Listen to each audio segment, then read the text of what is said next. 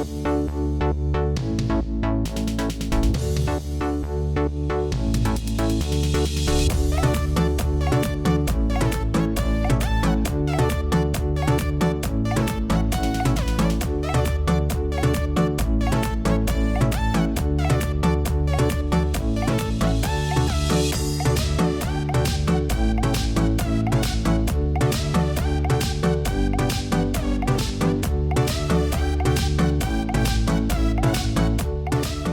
आप सभी को इन्फॉर्म करना चाहती हूँ, इस सब्जेक्ट की ट्यूशन क्लासेस स्टार्ट हो चुकी हैं। जो भी बच्चा ट्यूशन क्लासेस लेना चाहता है तो वो दिए गए नंबर्स पर हमें कांटेक्ट कर सकता है। Hello students, welcome to Nivan math academy. I hope आप सभी बहुत अच्छे होंगे, आपकी स्टडी अच्छी चल रही होगी। अगर अब तक आपने निवान मैथ एकेडमी चैनल को लाइक शेयर सब्सक्राइब नहीं किया है तो प्लीज लाइक शेयर सब्सक्राइब। और मैथमेटिक्स के इस सफर में मैं आप सभी का हार्दिक स्वागत करती हूँ। ऐसे ही हंसते रहे, मुस्कुराते रहे और निवान मैथ एकेडमी के साथ अपने सपनों की ओर बढ़ते रहे। अगर आज हम बात करें कि आज का इंटरेस्टिंग टॉपिक क्या होने वाला है, तो आज का इंटरेस्टिंग टॉपिक है हमारे पास एक्सरसाइज 1.1 का क्वेश्चन नंबर 16 और ये इस एक्सरसाइज का लास्ट क्वेश्चन होगा। ठीक है, इससे पहले मैंने पूरे के पूरे 15 क्वेश्चंस आपको करा दिए, देन उससे पहले एग्जांपल, देन उससे पहले पूरा का पूरा बेसिक। अगर अब तक आपने बेसिक नहीं देखा तो ये मेरी आपसे कि भाई बेसिक तो जरूर देखें इसका। ठीक है, प्लेलिस्ट में आपको मिल जाएगा। जो रिजल्टेंट की डायरेक्शन और मैग्नीट्यूड एंड डायरेक्शन का जो पूरा का पूरा बेस है वो जरूर देखें, क्योंकि आज ये लास्ट क्वेश्चन है और इस क्वेश्चन में भी वहां से मैं पूरा जो बेसिक जो बच्चा देख लेगा ना, वहां से मैं एक रिजल्ट उठाने वाली हूँ डायरेक्ट। ठीक है, तो वो रिजल्ट अब तक कहीं भी यूज नहीं हुआ है। ये पहला एग्जांपल मतलब क्वेश्चन होगा जहां पे वो रिजल्ट यूज हो रहा है। तो जिसको बेसिक आता है वो ऑलरेडी वो समझ जाएगा। ठीक है, तो आपसे वही रिक्वेस्ट है भाई, इसका बेसिक जरूर करें। ठीक है, क्लियर, बात समझ आ गई। एंड अगर हम यहाँ पे बात करें, पहले सबसे पहले हम क्वेश्चन को समझेंगे, उसकी रूपरेखा तैयार करेंगे, देन उसके बाद इसका सॉल्यूशन करेंगे। देखो, two forces P and Q act at A point, मतलब किसी एक पॉइंट पे ही क्या कर रहे हैं, एक्ट कर रहे हैं along two straight line making an angle alpha. मेरे पास क्या है, दो फोर्सेस है पी एंड क्यू, किसी एक पॉइंट पे ही वो दोनों एक्ट कर रहे हैं, दो स्ट्रेट लाइन, एक ये हो गई, दूसरी मेरे पास इस तरीके से या ऐसे। ठीक है, ऐसे ले लेते हैं। ठीक है, क्लियर। तो ये मेरे पास हो गया, तो यहाँ पे पी फोर्स है, ये मेरे पास क्यू फोर्स है किसी एक पॉइंट पे ओ। ठीक है, अब ये दोनों जो एंगल बना रहे हैं एक दूसरे के साथ, वो बना रहे हैं एंगल अल्फा। अब इनका जो resultant R is there, resultant R क्या है इनका, रिजल्टेंट है।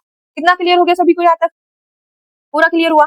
तो ये तो पहली इंफॉर्मेशन दे दी। उसके बाद क्या बोला उन्होंने कि भाई टू अदर फोर्सेस, दो अलग फोर्सेस है, कौन सा, पी डैश और क्यू डैश। मेरे पास दो अलग फोर्सेस है, act along the same two lines, मतलब जो ये टू लाइंस है ना, ये वाली लाइन, इसी लाइन पे वो एक्ट कर रहे हैं। ये दोनों फोर्सेस भी इसी लाइन पर ही है। उनका जो रिजल्टेंट है, इनका जो रिजल्टेंट है वो है आर डैश। कितना समझ आ गया। Prove that the angle between the line of action of the resultant is this, मतलब मेरे पास क्या है, ये मैंने अभी आपको शो करके दिखा दिया, फिर इनको भी इसी पे शो करके दिखाऊंगी। उसके बाद इनका जो रिजल्टेंट आर है वो, और इनका जो रिजल्टेंट आर डैश है वो, तो उनकी जो की लाइन होगी आर की और आर डैश की, उनके बीच का जो एंगल है वो ये शो करना है। आगे बात समझ, क्या शो करना है, इनके बीच का एंगल।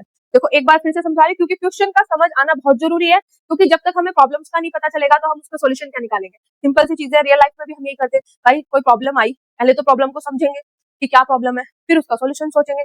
तो वही चीज है भाई, पहले प्रॉब्लम तो देख लो। ठीक है, अब यहाँ पे क्या है, हमारे पास दो फोर्सेज है पी एंड क्यू, उनका रिजल्टेंट आ रहा है। दोनों फोर्सेज जो है एक पॉइंट पे एक्ट कर रहे हैं और दो स्ट्रेट लाइन के, इनके बीच का एंगल जो है वो अल्फा है।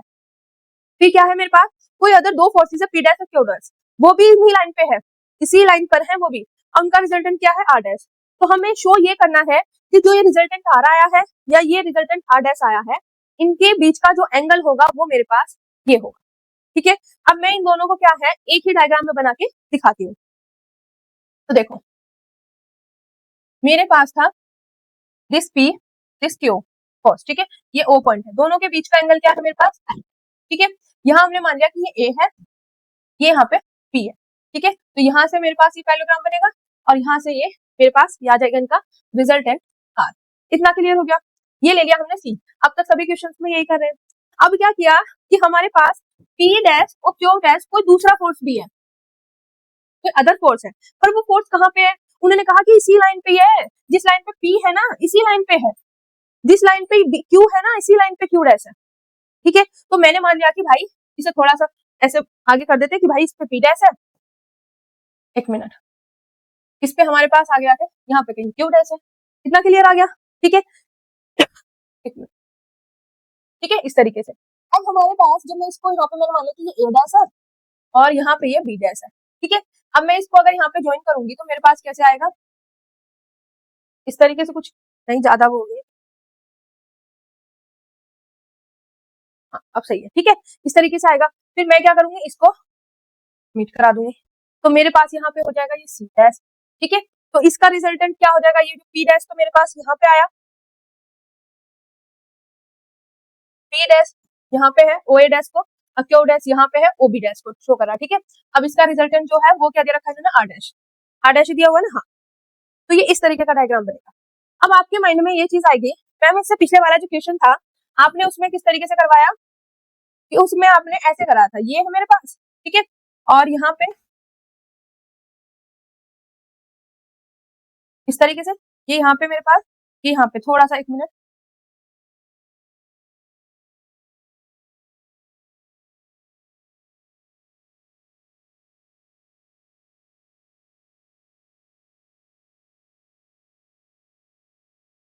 ठीक है, कि मैम ने आपने ये वाला आर लिया था, मतलब इसका और इसका दिखाया था आपने ऊपर की साइड, इस बार नीचे दिखाया, ऐसा क्यों? देखो वहां पे ये बात बोली गई कि ये मेरे पास पी है, ये मेरे पास क्यू है, इधर भी जितना बढ़ा था उतना ही इधर, दोनों ये मेरे पास बराबर, मतलब पी क्यू में जो इंक्रीमेंट हुआ था ना, जो इंक्रीज हुआ था वो इक्वल हुआ था, तो वो इक्वल हुआ था ना, तो इस वजह से इसका ये डायगोनल है वो ऊपर की साइड गया था, देखो ये मेरे पास बन रहा है, ठीक है, इधर भी बराबर हुआ, इधर भी बराबर हुआ, तो यहाँ से जो बना मेरे पास ऐसे बना, तो ये इसका अगर मैं नीचे लेके जाऊंगी, क्या मेरे पास डायगोनल से टच हो रहा है, नहीं हो रहा ना, तो ये ऊपर ऑटोमेटिक हो रहा था, क्योंकि यहाँ पे भी इक्वल था, यहाँ पे भी इक्वल था, तो इसलिए इससे पहले वाले क्वेश्चन में ये वाली लाइन जो थी, जो न्यू रिजल्टेंट था हमारे पास R1 था वहां पे, वो मैंने ऊपर की साइड लिया था, क्योंकि यहाँ पे जो इंक्रीमेंट हुआ था वो बराबर हुआ था, मतलब जो इंक्रीज हुआ था ना वो इक्वल हुआ था। बट यहाँ पे हमें श्योरिटी नहीं है कि भाई जो मेरे पास पी डैश है, उन्होंने ये बात बोली है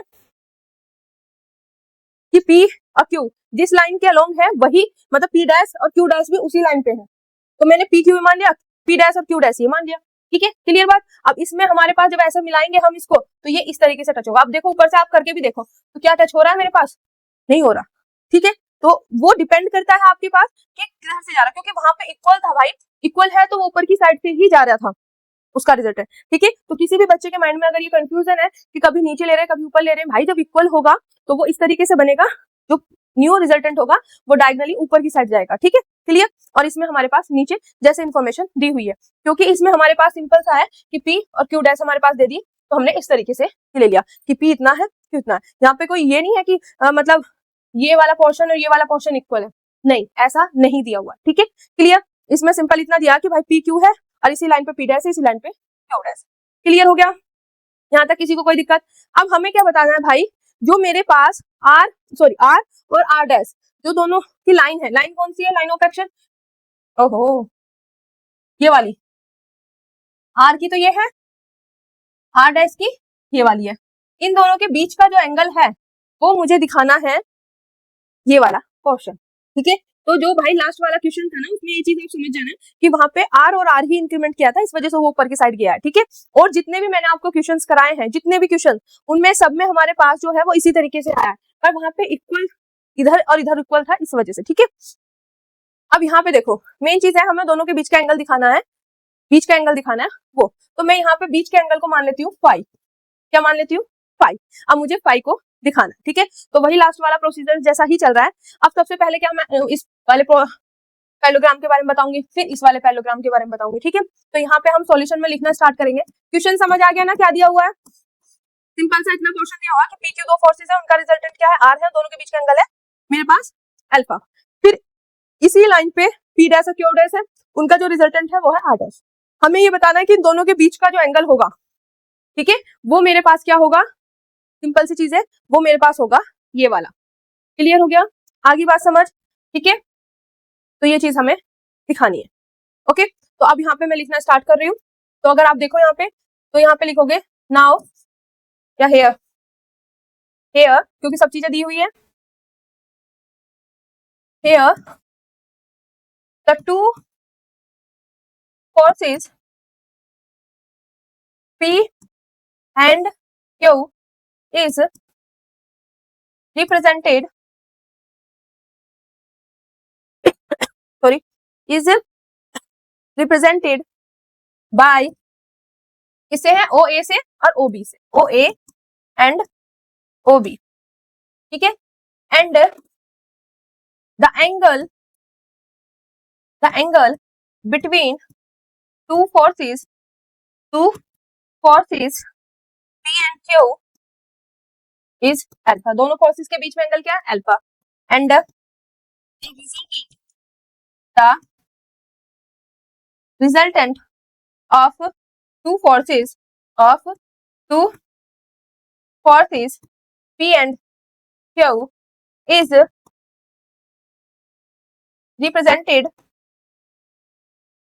represented by किससे है भाई? by the diagonal OC of parallelogram कौन सा पैरेललोग्राम है? OACB। इस पैरेललोग्राम से क्या कर रहा है? वो रिप्रेजेंट कर रहा है। मेरे पास जो रिजल्टेंट है ऑफ दोनों फोर्सेस, रिजल्टेंट यहाँ आप लिख सकते हो R, रिजल्टेंट जो है R जो है ऑफ दोनों फोर्सेस का, वो रिप्रेजेंट कर रहा है डायगोनल ऑफ किसका? पैरेललोग्राम के डायगोनल OC से। ठीक है, क्लियर? इतना समझ आ गया? तो इसका मैंने पूरा पोर्शन जो हमें यहाँ पे दिया हुआ है यहाँ तक, ये पूरा का पूरा मैंने लिख दिया। ठीक है, अब जो मेरे पास अदर टू फोर्सेस है वो भी सेम लाइन के अलोंग है। ठीक है, ये सब चीजें दी हुई है। And the other forces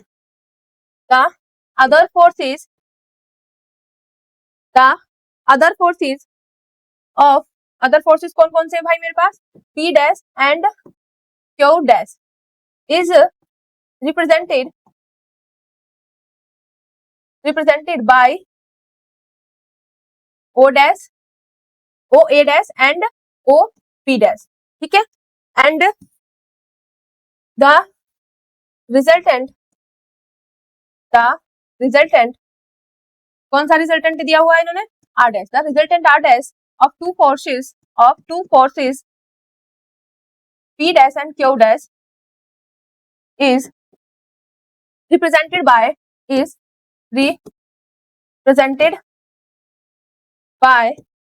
the diagonal कौन सा डायगोनल है भाई? OC dash of पैरेललोग्राम कौन सा पैरेललोग्राम बनेगा भाई? जल्दी बताओ फटाफट। OA dash C dash B dash, OA dash C dash B dash, अलग अलग है ना सर? हाँ, OA dash C dash B dash, ये मेरे पास क्या बनेगा? यहाँ पे पैरेललोग्राम बनेगा। ठीक है, क्लियर? तो ये जो मैंने पूरा का पूरा यहाँ पे डायग्राम बनाया हुआ है उसके बारे में यहाँ पे लिख दिया। अब हमें जो प्रूफ करना है, प्रूफ क्या करना है? The angle between the line of action of the resultant. हम यहाँ पे मान लेंगे टू प्रूव दैट क्या प्रूफ करना है? The angle between the lines of action, line of action, ठीक है, of the resultant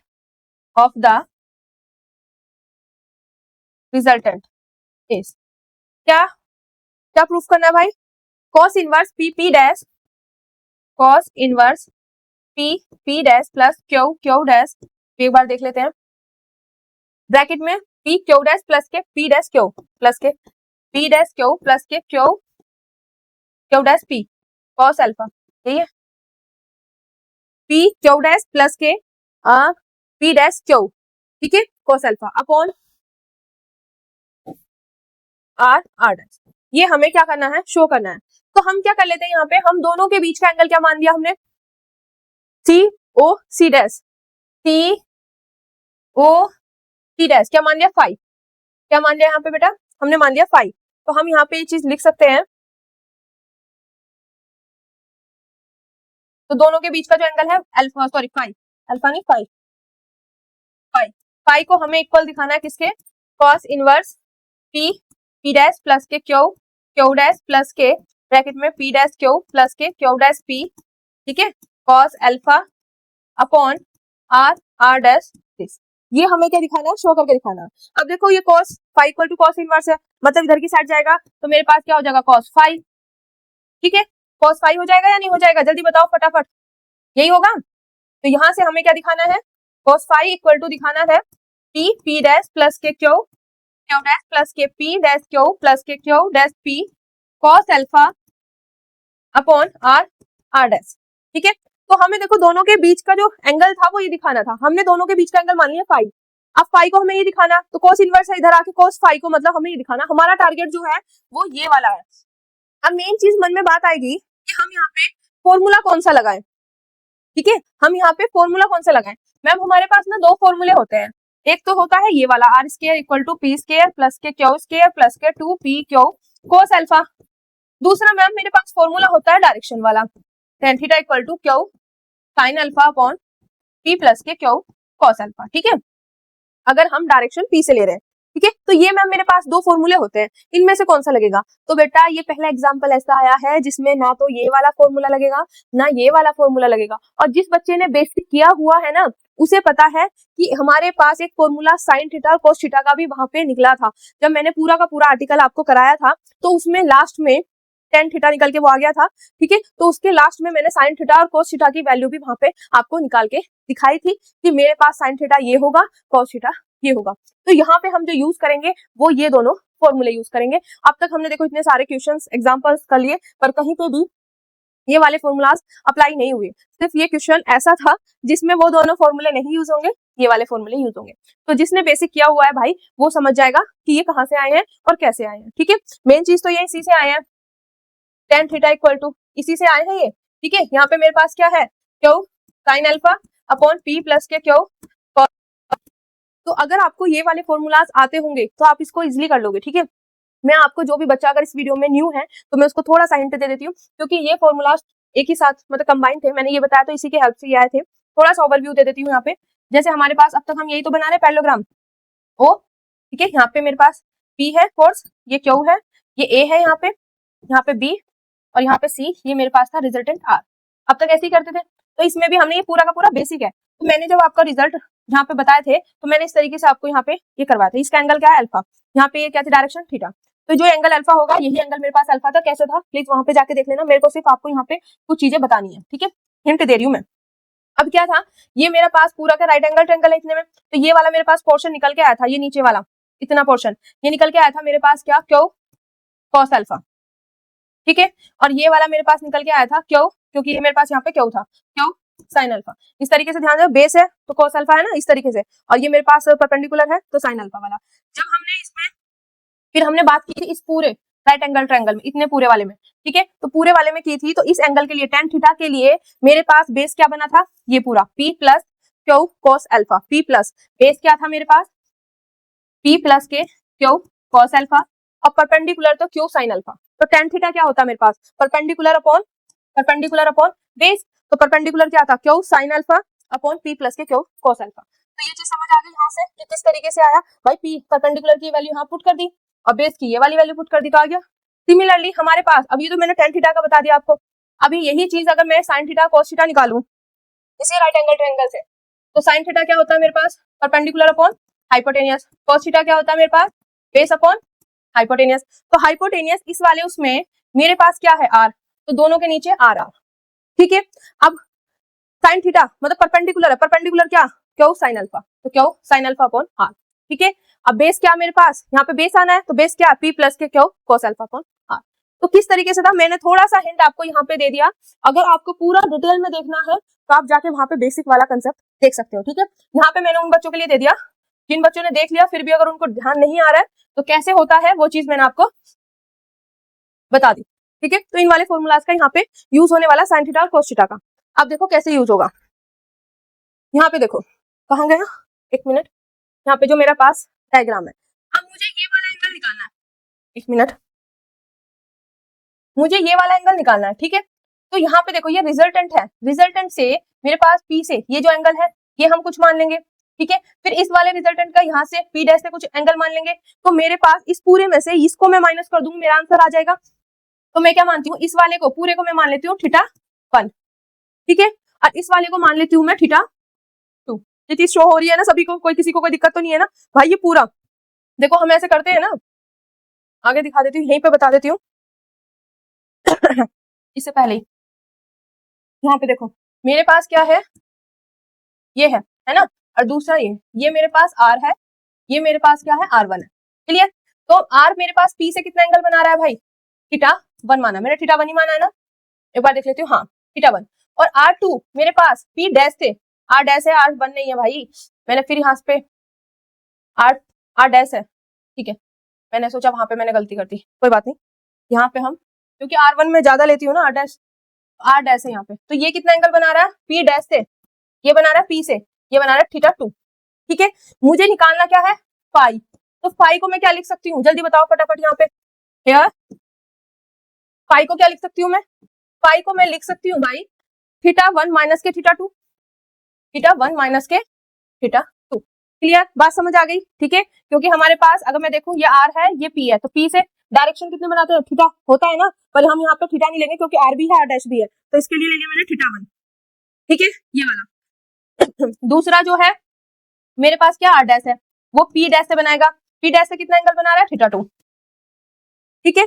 तो क्या करेंगे हम, θ1 इस पूरे में से ये वाला माइनस कर दूंगी तो मेरे पास ये बच जाएगा, यही चीज हम बात कर रहे हैं। अब मुझे वैल्यू किसकी निकालनी है भाई, मुझे वैल्यू निकालनी है cos फाई की, किसकी वैल्यू निकालनी है, cos फाई की, तो यहाँ से मुझे वैल्यू निकालनी है cos फाई की, तो cos फाई, तो cos की जगह रख दूंगी मैं θ1 माइनस के θ2, तो ये क्या मेरे पास आ गया cos a माइनस के b, ठीक है। अब यहीं पे इन वाली चीजों का हमारे पास यूज होगा, ठीक है, कैसे यूज होगा अभी बताऊंगी। अभी यहाँ पे देखो, एक मिनट यहाँ पे, ठीक है, तो cos a माइनस के b मेरे पास क्या होता है, जल्दी बताओ फटाफट फटाफट जल्दी बताओ, तो cos a माइनस के b होता है मेरे पास cos a cos b, ठीक है, माइनस साइन होता है तो प्लस आता है, साइन a साइन b, तो यहाँ पे a की जगह क्या है बताओ, a की जगह θ1, b की जगह θ2, तो यही वाला फॉर्मूला लगेगा, तो cos θ1 cos θ2, तो यहाँ पे मेरे पास क्या आ जाएगा, equal to cos θ1 cos θ2 plus sine आएगा sin θ1 sin θ2। अब देखो मुझे cos फाई निकालने के लिए मुझे cos θ1 cos θ2 sin θ1 sin θ2 की वैल्यू पता होनी चाहिए, बट यहाँ पे मैंने लिख रखा है sin θ cos θ, पर मुझे तो θ1 की चाहिए। अब देखो ये मैंने जो ये बताएं ये अकॉर्डिंग इसके बताएं, अब देखो यहाँ पे जैसे हम tan θ लिखते हैं, तो tan θ मेरे पास हम तब लिखते हैं जनरली जब मेरे पास रिजल्टेंट थीटा एंगल बनाता है, तो tan θ आता है। अब मेरे पास सिंपल सी चीज, अगर θ1 बनाएगा तो θ1 आएगा, सिमिलरली ये वाले फॉर्मूला भी तो मैंने थीटा के लिए लिखे हैं, है ना। तो अब हमारे पास यहाँ से फॉर्मूला कैसे बनेंगे वो चीज देखना, एक बार फॉर्मूला बनेगा, देखो ये एक ही डायग्राम के दो फॉर्मूले हैं, ठीक है, साइन थीटा कोस थीटा। अब यहाँ पे हमारे पास क्या है, दो डायग्राम है, पहला जो है जिसमें मेरे पास P फोर्स है, Q फोर्स है, रिजल्टेंट क्या है R है, और यहाँ पे एंगल है θ1, P से एंगल कितना है θ1, तो इसके लिए मेरे पास साइन θ1 की वैल्यू क्या आएगी, फटाफट बताओ, Q sign alpha upon R, ठीक है, और cos θ1 की वैल्यू क्या आएगी, P प्लस के Q cos alpha upon R, ठीक है, आगे बात समझ। सिमिलरली जो दूसरा डायग्राम है वो मेरे पास यहाँ पे Q डैश है, यहाँ पे P डैश है, और ये R डैश है, और यहाँ पे जो एंगल है वो है θ2, एंगल देख लो, एंगल क्या है θ2, ठीक है। तो इस हिसाब से मेरे पास यहाँ पे साइन θ2 की वैल्यू क्या आएगी, अब चेंजेस हो जाएंगे, ये तो जनरली था PQ के लिए, तो यहाँ पे PQ वही सेम चीज था तो वैसे ही लिख दिया मैंने, यहाँ पे Q की जगह क्या है Q डैश, तो ये आएगा Q dash sign alpha upon R dash, R की जगह R डैश, cos θ2 क्या आएगा मेरे पास P डैश प्लस के Q dash cos alpha upon R dash, ये आएगा मेरे पास cos θ। तो मैंने इसके लिए अलग लिख लिया, इसके लिए अलग लिख लिया, ठीक है, सिर्फ फोर्सेस चेंज कर दिए कि P की जगह P डैश, Q की जगह Q डैश, R की जगह R डैश, ठीक है। अब इनकी वैल्यू उठा के मैं वहां पे पुट करूंगी और उसको सॉल्व करूंगी और मेरा आंसर आ जाएगा, ठीक है, क्लियर। अब यहां से मैं इसको थोड़ा सा छोटा कर देती हूँ जो हम आगे सॉल्व करें।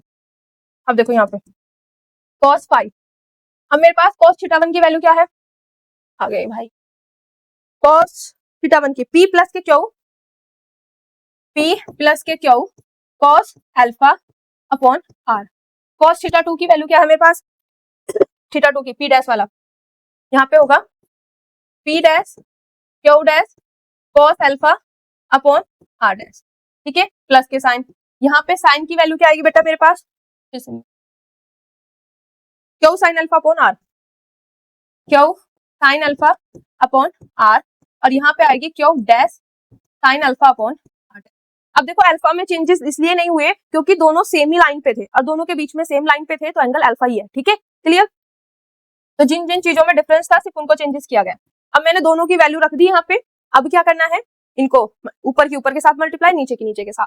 तो यहाँ से इनकी करो, पी की पी से करोगे पी डैश, पी की से करोगे तो P Q dash cos alpha, ठीक है। फिर क्यू कॉस अल्फा किससे करो तो यहाँ से हो जाएगा P dash Q cos alpha, यहाँ से प्लस के क्यू क्यू डैश कोस कॉस अल्फा, भाई दो हैं तो ये हो जाएगा कॉस स्क्वायर अल्फा, ठीक है। और नीचे मेरे पास आ गया सॉरी आर आर डैश, ठीक है। आगे बात समझ क्लियर। प्लस प्लस साइन है ऊपर के ऊपर Q Q dash sine square alpha upon R R dash. देखो दो फैक्टर थे ये, इसकी इस पूरे से करी फिर इसकी इस पूरे से करी, तो पी की करी पी डैश से इससे कर दी, फिर क्यू की इससे करी भाई और फिर इससे करी, ठीक है।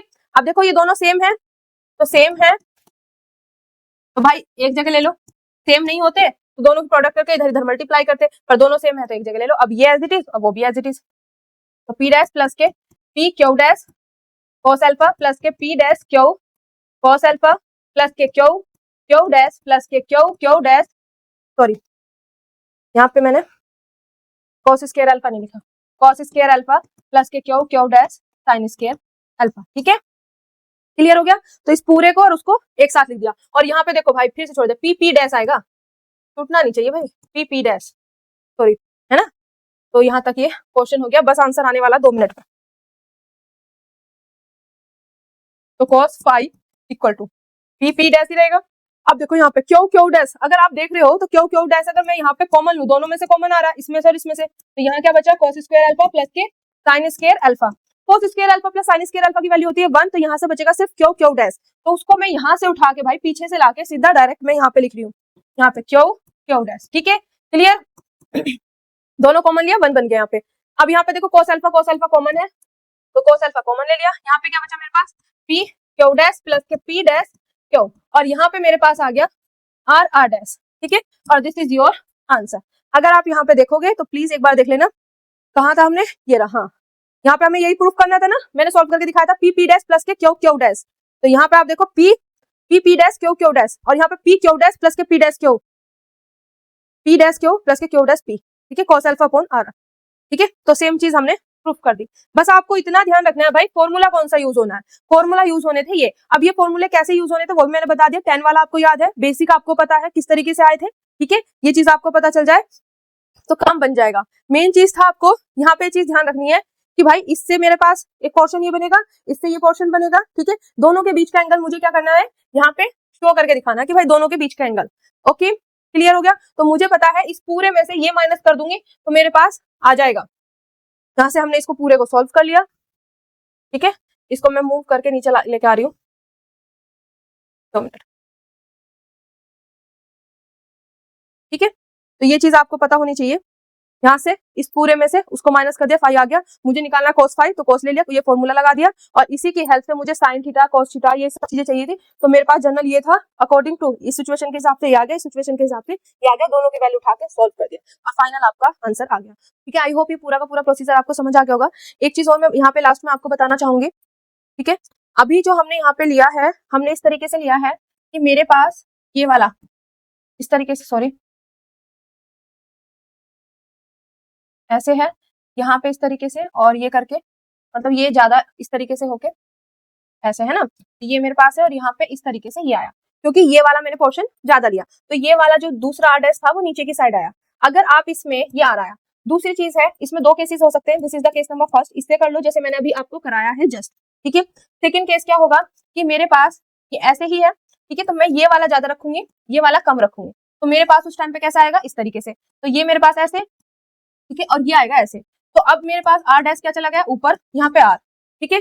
तो आप ऐसे भी कर सकते हो, ऐसे भी कर सकते हो, दोनों से आंसर लास्ट में जो हमें प्रूफ करना है वो सेम आएगा, ठीक है, क्योंकि यहाँ पे हमने ये एंगल फाई है, हमें तो इन दोनों के बीच का एंगल बताना है, ठीक है। क्योंकि जो इससे पहले वाला क्वेश्चन था, मैंने आपको वही बात बोली थी कि वहां पे ये वाला पोर्शन ये वाला पोर्शन सेम था, इधर भी इंक्रीज आर हुआ था, उधर भी इंक्रीज, तो उस वजह से मेरे पास यही बना था, ठीक है, ये मतलब ऊपर की साइड। यहाँ पे हमारे पास अगर ये बड़ा हुआ इधर मतलब ज्यादा हुआ, पी डैश ये ज्यादा हुआ तो नीचे बनेगा, अगर क्यू डैश मतलब ऊपर की साइड ज्यादा हुआ तो इस तरीके से बनेगा, ठीक है। डिफरेंस देखो इस वाले से तो मैंने आपको कराई दिया है, यहाँ पे क्या आएगा, देखो मेन चीज एंगल यही है। अब यहाँ पे मैंने क्या माना था, रुक जाओ, आर का एंगल क्या माना, थीटा 1 सॉरी थीटा 1 और इसका r डैश का क्या माना था थीटा 2, यही माना है। एक बार देख लेते हैं r का थीटा 1 और r डैश का थीटा 2। ठीक है, तो यहां से हमारे पास फाई क्या आया था, देख लो एक बार क्या आया था, फाई और सॉरी थीटा 1 में से इस पूरे में से थीटा 2 को माइनस कर दो। तो इस पे मैंने आपको सॉल्व करके दिखा दिया। अगर मैं यहाँ पे देखूं r का क्या है भाई, r का है थीटा 1, तो थीटा 1 बेटे मेरे पास ये हो गया, r डैश का मैंने क्या लिया थीटा 2। तो यहाँ से अगर मैं फाई निकालूंगी तो फाई क्या आएगा थीटा 2 माइनस के थीटा 1। ठीक है, तो ये यहाँ पे कन्वर्ट हो जाएगा। ठीक है, बात समझ आई। तो यहाँ पे कन्वर्ट हो गए क्योंकि हमें लास्ट में क्या निकालना है cos फाई यहाँ पे cos थीटा 1 माइनस के थीटा 2। तो इसका मैंने यहाँ पे क्या आया cos theta 1 cos theta 2 plus के sin थीटा 1 sin थीटा 2, यही तो आया है मेरे पास। ठीक है, अगर इस वाले में मैं करूं, इस वाले में ऊपर वाले में करूं cos फाई क्या होगा मेरे पास cos थीटा 2 माइनस के थीटा 1, यही आ जाएगा। तो यहां से मेरे पास क्या निकल जाएगा cos theta 2 theta 1 plus sin theta 2 sin theta 1। तो देखो ये आगे पीछे हो गए बस। ठीक है, क्योंकि इसमें रखोगे बात तो सेम ही है, एक साथ ही हो रहे हैं ना। ठीक है, theta 1 cos theta 2 theta sin theta 1 sin theta 2। ठीक है, कोई से में भी किसी भी तरीके से कर लेना, आंसर दोनों से सेम आएगा। तो मेरा कहने का तरीका यही था कि यहाँ पे जो है हमें मेंशन नहीं किया कि भाई इधर से ज्यादा बड़ा मतलब P डैश इधर की साइड ज्यादा है कि उधर की साइड Q ज्यादा है। तो इसमें हमारे पास ये दोनों पॉसिबिलिटी आ सकती है। तो इसमें ऐसा नहीं है कि आप इससे कर दोगे तो गलत हो जाएगा या इससे कर दोगे गलत हो जाएगा, बट हम मैक्सिमम क्वेश्चन हमने इसी तरीके से किए हैं। ठीक है, बट इससे पहले वाले क्वेश्चन में भाई दोनों में सेम था, इधर भी आर था सॉरी इधर भी आर था और ऊपर की साइड भी आर था। ठीक है, इस तरीके से हमारे पास हुआ था वहां पे, ऐसे ये पोर्शन था, इधर भी बराबर इधर भी बराबर, जब बराबर हुआ तो हमारे पास ऐसे मिला। तो हमारे पास ये नीचे नहीं जा रहा था, ये ऊपर की साइड आ रहा था, ये रीजन था। तो उसमें इसलिए हमने पर्टिकुलर ऊपर वाला बनाया। ठीक है, तो इसमें आप कोई से भी कर सकते हो, आंसर सेम आएगा। तो आई होप ये पूरा का पूरा पोर्शन आपको अच्छे से समझ आया हो। तो यहाँ पे एक्सरसाइज 1.1 फिनिश होती है। आई होप ये पढ़ाने का तरीका और पूरा का पूरा अच्छे से डीप कंसेप्ट में आपको दे पा रही हूँ। अगर आपको हमारा ये लेक्चर्स और हमारा चैनल सब बढ़िया लग रहा है तो प्लीज चैनल को जरूर सब्सक्राइब करें और अपने दोस्तों के साथ जरूर शेयर करें। ऐसे ही हंसते रहे, मुस्कुराते रहे और निवान मैथ एकेडमी के साथ आगे बढ़ते रहे। जय हिंद, जय भारत। मैं आप सभी को इन्फॉर्म करना चाहती हूँ इस सब्जेक्ट की ट्यूशन क्लासेस स्टार्ट हो चुकी हैं। जो भी बच्चा ट्यूशन क्लासेस लेना चाहता है तो वो दिए गए नंबर्स पर हमें कांटेक्ट कर सकता है।